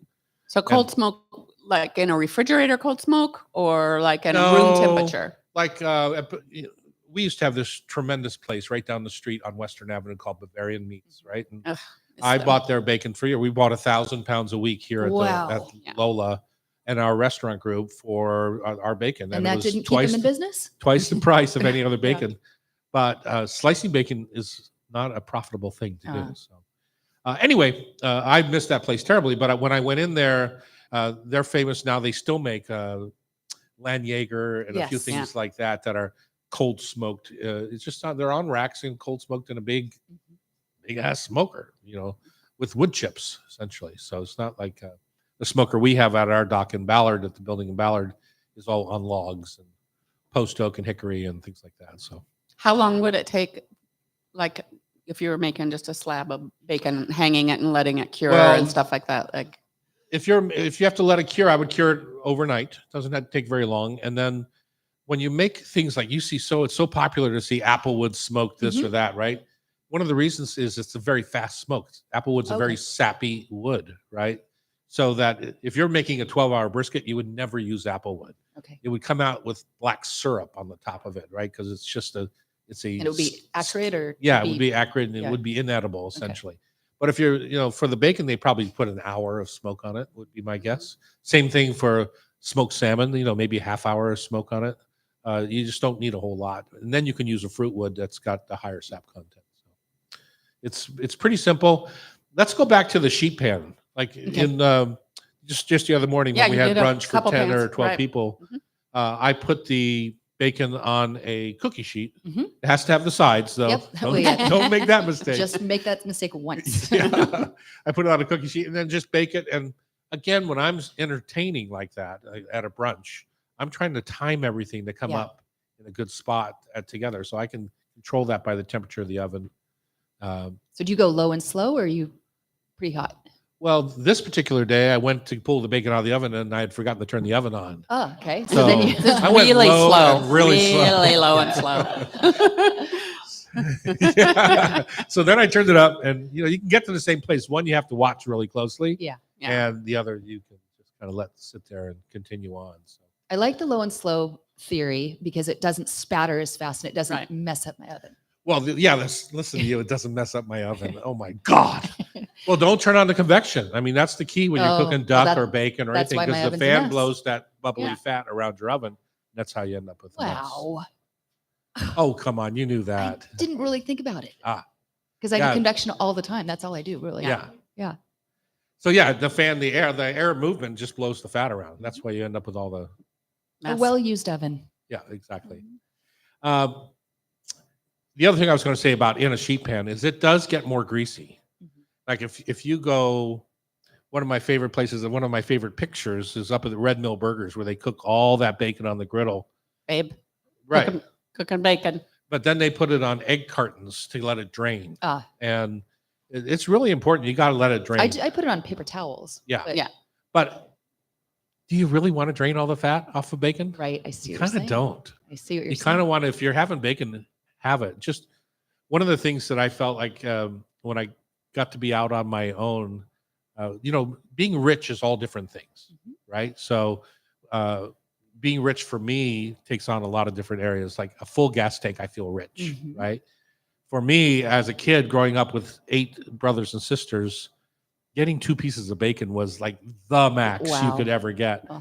So when I was out on my own and I would buy a pound of bacon, I was like, I'm having as much as this as I want. So Uh-huh. I felt rich when I had Mhm. more than 2 pieces of bacon on my plate. So we all have our things that make Yeah. us feel a little bit wealthy. Yep.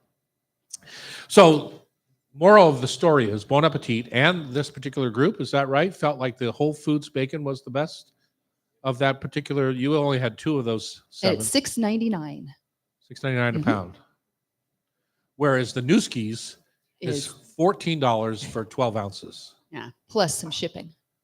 Well, no, you can buy it at the get it at grocery the store. grocery store. Oh, okay. Yeah. Yeah. All right, Sean Dettori, hold on one second. I got to figure out where I'm going from We're here. going to Becky Selengut. Number Oh, we're back up front hour here. one, number. All right, up next, Becky Selengut is here with her new book called Misunderstood Vegetables. We're going to kind of dive in and maybe establish whether some are misunderstood or some are rightly left out of the mix. I like On that. Cairo Radio, it's the Hot Stove Society Show, 97.3 FM.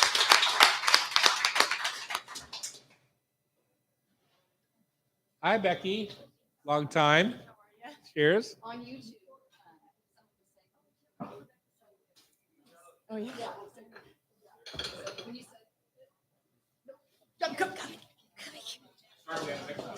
No, it's my fault. It's all my fault. He blames me. He threw me under Huh? the bus. Did he? I buy it at Shoreline Central or Yeah. Ballard Market. I don't know where you live. I can't answer that question up there.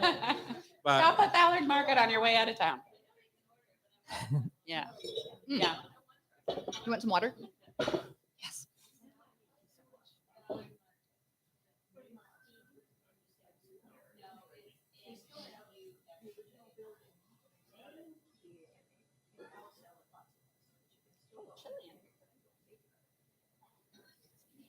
Appreciate it.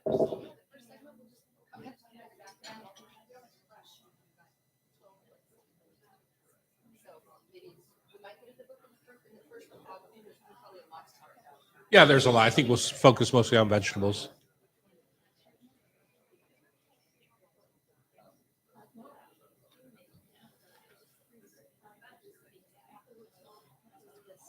All right, only 2 more segments left, you guys. Can you hang in there? Glasses here are great. All right, good. And we're actually running ahead of schedule. That's what we do. I know. It's awesome. Tom's a professional, you know.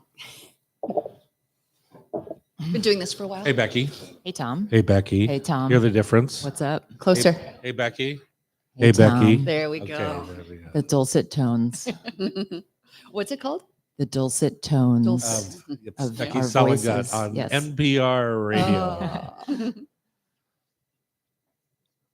Yeah, I always call it the NPR voice. Yes. I can get it up there. I never realized, but my daughter has laryngitis right now. She can't talk. It's like the best thing in the world. Oh. She's listening right to it now, and that's really neat. I told her that Busted. yesterday when I saw her. I was like, wow, Ben must be so happy right now. We miss you, Loretta. Yeah. It's just, I don't know what it is, but it's still funny for me to walk into that house, their house, and see her with 3 babies. Yeah. Just like hard to believe. Happened so quickly. Yeah. Of course, last night when I go over there, 1 baby's at the emergency room, 1 baby's in her arms, 1 baby's with Jackie. It's like, it takes a village when you have that many Yeah. kids. That's a lot of kids. And you did the dishes. No, I dropped off chicken pot pie Oh, that's nice. with a terrible crust on top, by the way. Yeah, it was not Yeah. great. All right, here we go. You excited? Oh my God. No, you are. I'm so pumped. This is like, I hope you have a lot of books in stock. Oh God. I hope so too. And then at the end, you want us to plug that you are going to be at Town Hall on Wednesday, April 3rd. Oh, great. Yes. Okay. Nice. And I don't know if you got my email, Becky, the one I just sent you. I just sent you another email. Oh, you did? Okay. Yeah. So you might want to check it. Okay. Just because I don't know if you want to mention it or not. You experienced something? New York Times. Nice. Yes. Woo! I don't. Awesome. You know, my bakery book is a New York Times bestseller. Isn't that good? It only has to be on there for like a week, and you can have the sticker 5 for minutes. the 5 rest minutes of your does it. life. It's true. And the other thing, I think what happened is I did a whole pre-order thing with my mailing list, and we sold maybe 2,500 books or something like that in a Yeah. pre-order. Yeah. Apparently, that was a lot of books, and It- so I think that because you does know a work. lot of these guys that have New York Times bestsellers, they've bought all those copies. Oh my Did God. you know that? It's the great scam. Yeah, so it's a total scam. So like when you're on the radio, it's like, get my free book for blah, blah, blah, blah, blah. It's a New York Times bestseller. Well, it's a bestseller because they Oh. pre-bought that many Now copies. you're just revealing what I did. Your mom has a lot in the garage right now.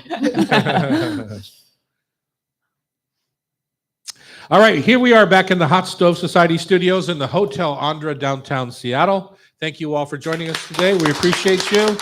Thank you to those watching on YouTube. It's good to have you all. You can watch us all week long. Just go pick out the segments you want to hear or listen to the whole show. You get a vision of Sean, our producer, Becky, or Sean, our technical director, Becky, our producer.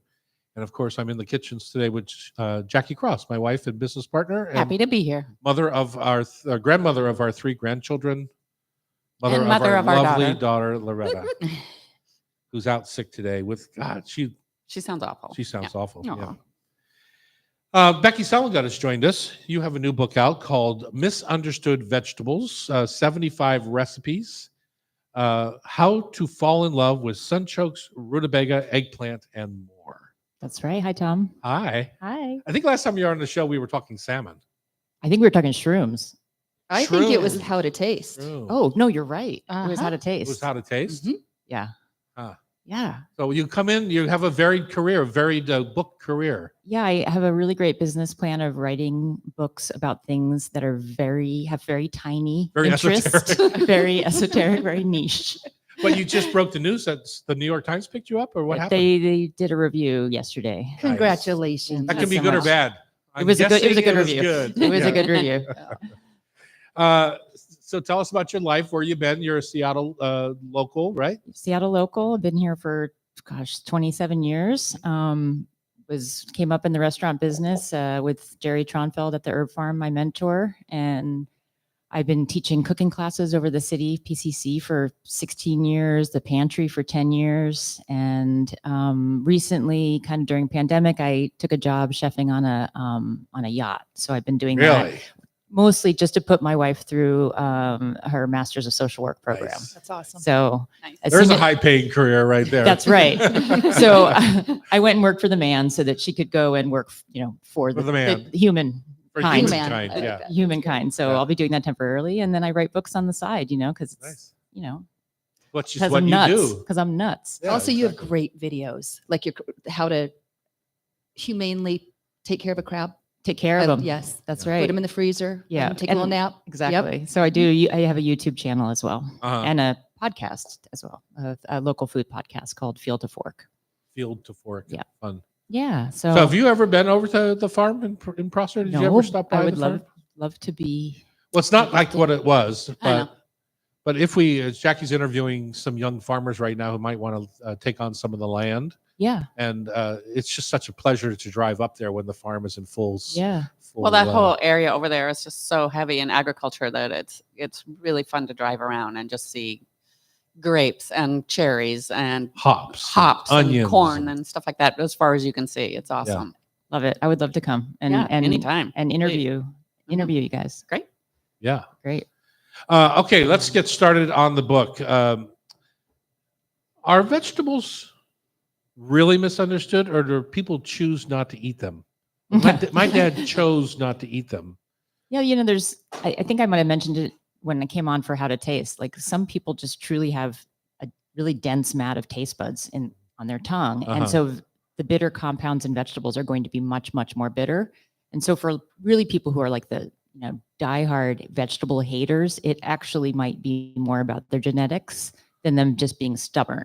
I No. think it's just stubborn. Well, your dad's just stubborn, but Yeah. like for And my everyone friend else, Paul Ellingson is stubborn. stubborn. He just literally just turns his no. He just walks away. Yeah. Yeah. So I think for vegetables, it depends on the culture you were raised in, what is understandable and I what think is not that's understandable. key, yeah. And that was really key. And for me to pick 25 vegetables was really hard. I had a list of like over 100.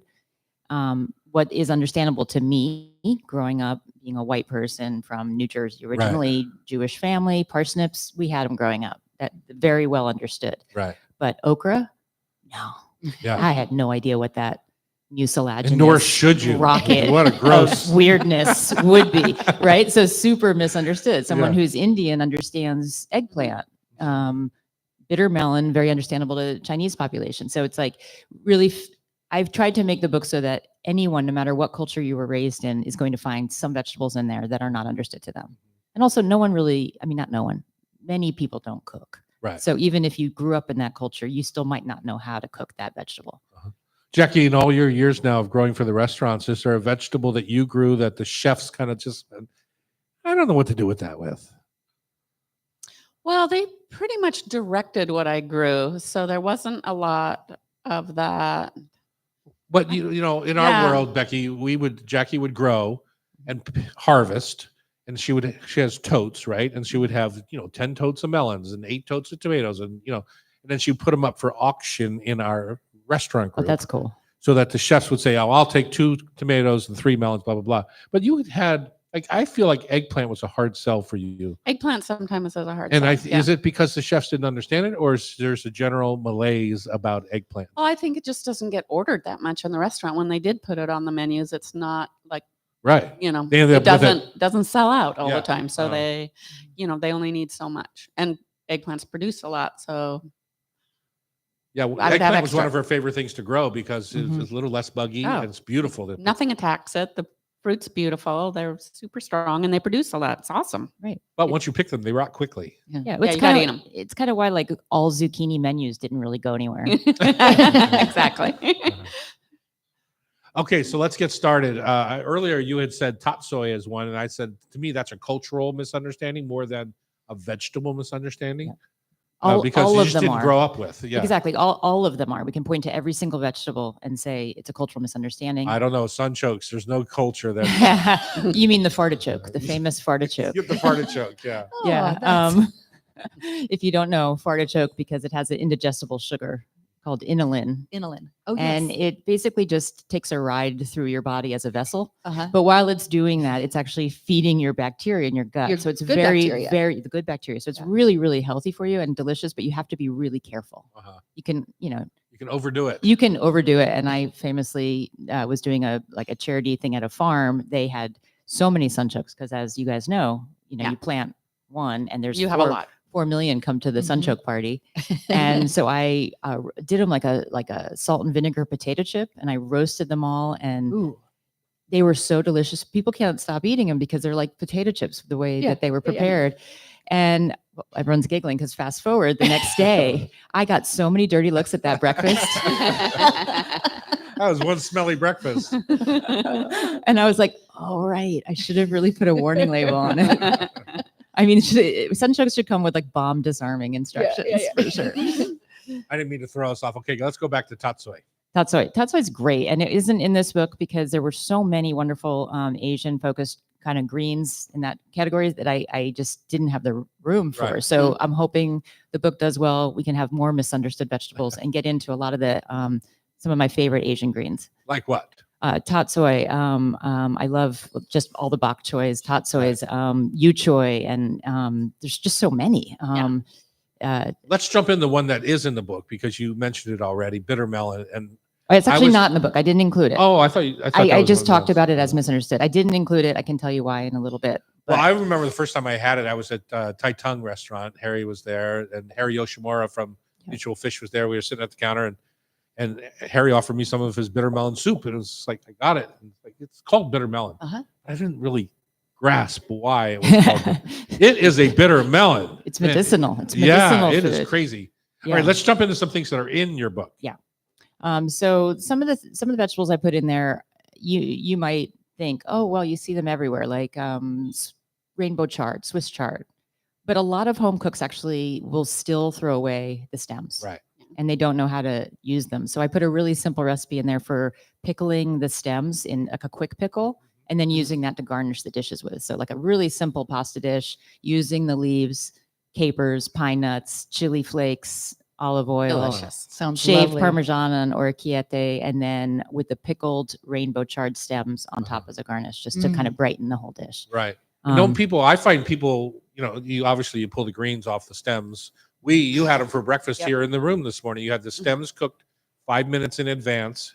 Then we put the greens in, so now they're cooked together at the same rate. But exactly. the stems are already pre-cooked and they're certainly edible, right? You And guys like it them? gives Yeah. better texture Yeah. too. Yeah. But Yeah. my point is, the greens, people think you have to stew chard, No, and No. it cooks like spinach. It cooks so fast. 2 minutes. Yeah. It's not the Done. same as like kale or collards, Yeah. which do take a little bit of time to them and stuff, but chard Exactly. is quick. Chard is really quick, and then the whole greens world is very misunderstood. I think Mhm. of how to deal with like what stems can you eat, what stems can you not eat, which ones do you have to stew for a long time, which ones do you cook really quickly, and it's just fun to explore all these Yeah. crazy ingredients. burdock I have in the book. That's it looks like a dirty stick to a lot of people, and you'd be And like, it does. I mean, if you go to Wajimaya and you see it there, you would never buy it. and it's like a 4-foot dirty stick. Mhm. Like what? Like what are we gonna do with that? When I teach classes on this, I put googly eyes on the I've vegetables seen that. because it's harder to misunderstand or judge something when it's kind of staring back at you with like one cyclops Uh-huh. eye, like, Uh-huh. hey, get to know me, and I mean, not to make too much of a leap, but I kind of feel like this is a cookbook for sure, but it's also a book about the time it was written, which was during the pandemic and during political upheaval. And it's like, let's just try to like not judge these along. things we don't know and like try to get to know them Mhm. before we malign them. I don't think that these vegetables there's anything wrong with them, but on the outside, you walk by them in the store a lot of times and you look at a celery root, it's this big softball sized root that's drab beige, and then it's got like 20 ballerina legs all twisted around, all holding clods of dirt. And you walk by this thing and you're like, no way am I going to put that on my table. And I think it looks like that it's hiding all these beautiful secrets inside. It is. It's a delicious vegetable. It's one of my favorite. I mean, Yeah. your mashed potatoes will never Yep. be as good Yep. as if you add a roasted celery root Right. into the mash. Mhm. I think that's a little bit of the key right there, because sometimes people don't know how to use it. Is that roasted part where you actually dry it out, because they're very moisture laden. Yes. They can water down a root vegetable puree, Mhm. but if you do roast them first, you dry it out, and then it becomes a little Exactly. more interesting. Or I Yeah. steam them just like potatoes for the mash, and add a carrot, an apple, and then mash it all together.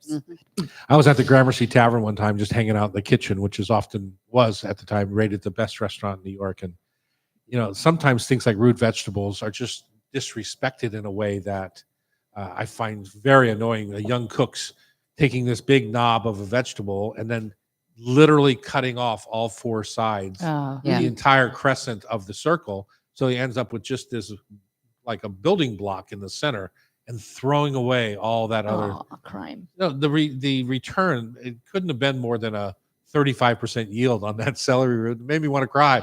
It was just such an awful way to treat a beautiful vegetable. Okay, when we come back, we're going to talk more about your book, The Misunderstood Vegetables. Becky Selengut is our guest. It's the Hot Stove Society show on Cairo Radio 97.3 FM.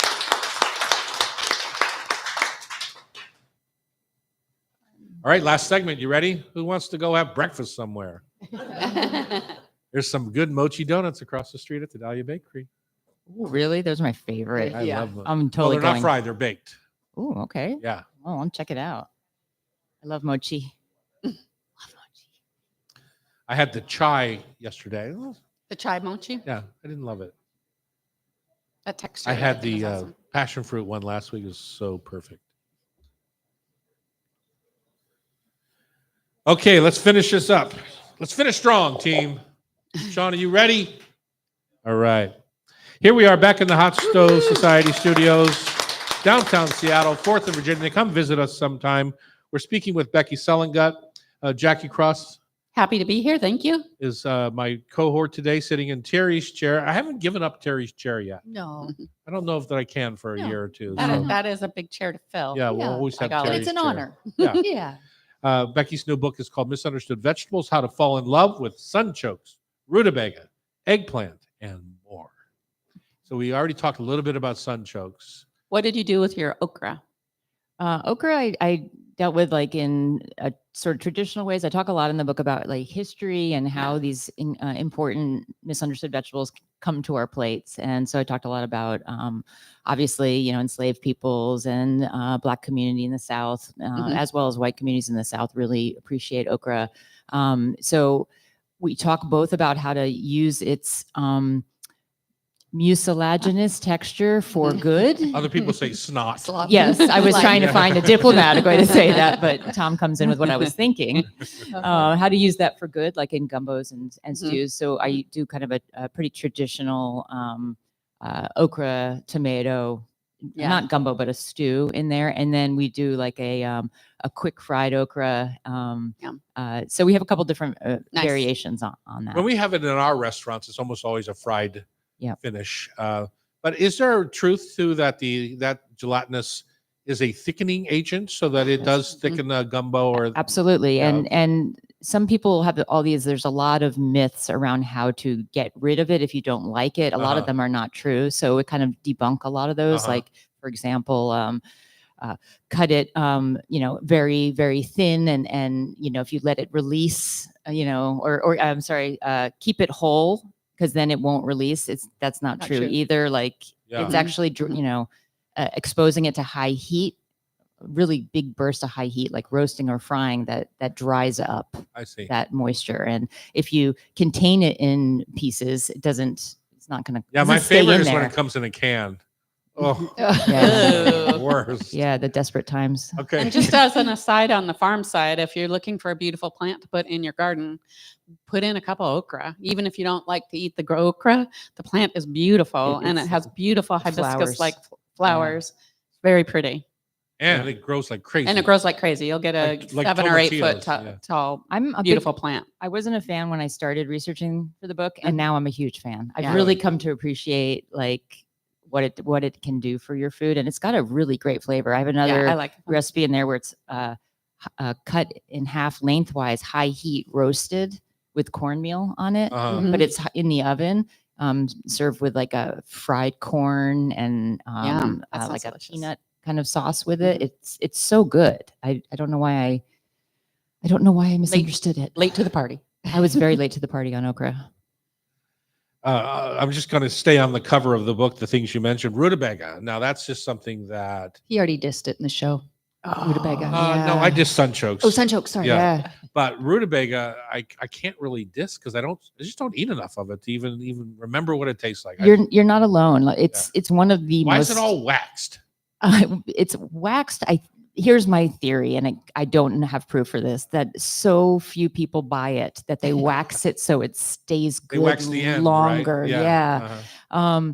It's also a very dry vegetable, and they might wax it to keep that moisture, what little moisture is in there. It's extremely dry. So dry roasting it isn't actually necessarily the best way to go with it, because you'll lose whatever moisture is in it. So I usually add a tiny bit of liquid. I make a rutabaga gnocchi in the which That's a good idea for it's it. so good because Yeah. it's so dry, and Yeah. you want that dryness when you're making a gnocchi anyway. What else do I do with it? I think I have it in a soup as well. It's delicious, and people, Is I don't it? know. It really Mhm. is, It is, Tom. it's- It is. So what's the redeeming flavor when you say it's delicious? I get that it's a root vegetable and that it's got Yeah. a texture, because there's a lot of things that Yeah. have texture, like ahi tuna. Doesn't Sure. have a whole lot of flavor, but it's got a beautiful texture when it's Right. raw, right? So, so what's delicious about it? I feel like there's if it's cooked correctly, there's a certain nuttiness to it, and a little bit of a, I don't want to go so far as to say floral note to it, but it does have some sort of like in a cabbage kind of way, like a greenness plus nuttiness that I find pretty interesting. It's just that people have done it so wrong.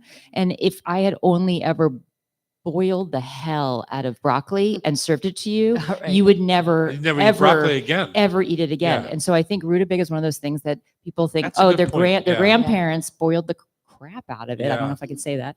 And then they're like, well, we're not eating this again. But in Like liver. yeah, Yeah. like in Right. Scotland, they revere Yeah, rutabaga. you have to have it in your stews. You have for to, sure. and I'm like, a whole culture, can't be completely wrong. So let's take this. Well, they also like, You're pointing at your stomach.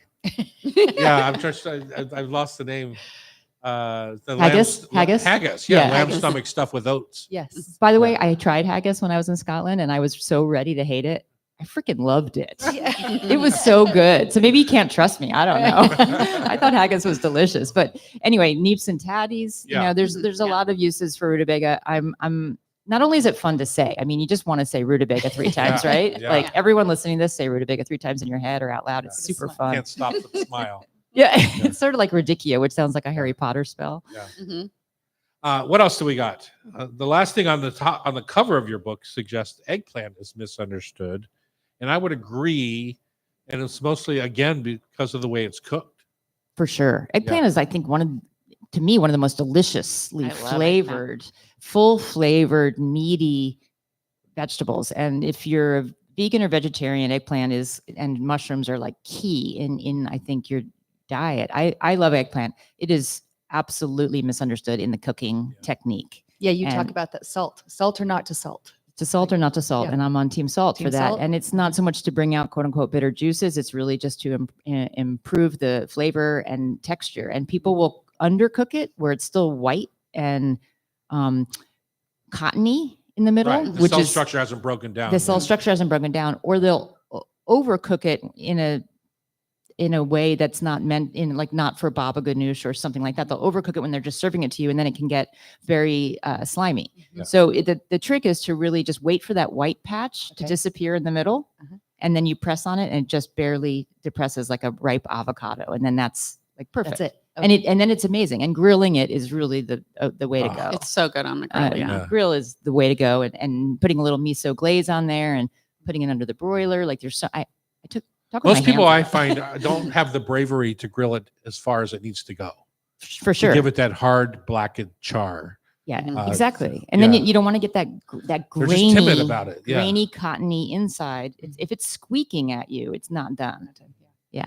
You brought up miso, and I love there was a recipe in there. It was using jarred artichoke and miso and just making a quick dip. And I thought, I love artichoke, but they're not always in season. Yeah. So I'm going to try to use more frozen or jarred artichoke. Yeah, you can get pretty good. I mean, artichokes are work, and they're Yeah. misunderstood because of all the work Yeah. that it takes. And I've grown them before. Yeah, I love artichokes. Yeah. They're one of my favorite vegetables, but you have to use them fresh. You have to have some skills. I just did a YouTube video on how to Oh. work with a fresh artichoke because Okay. people don't really know what to do with Yeah. it. I mean, which is fair.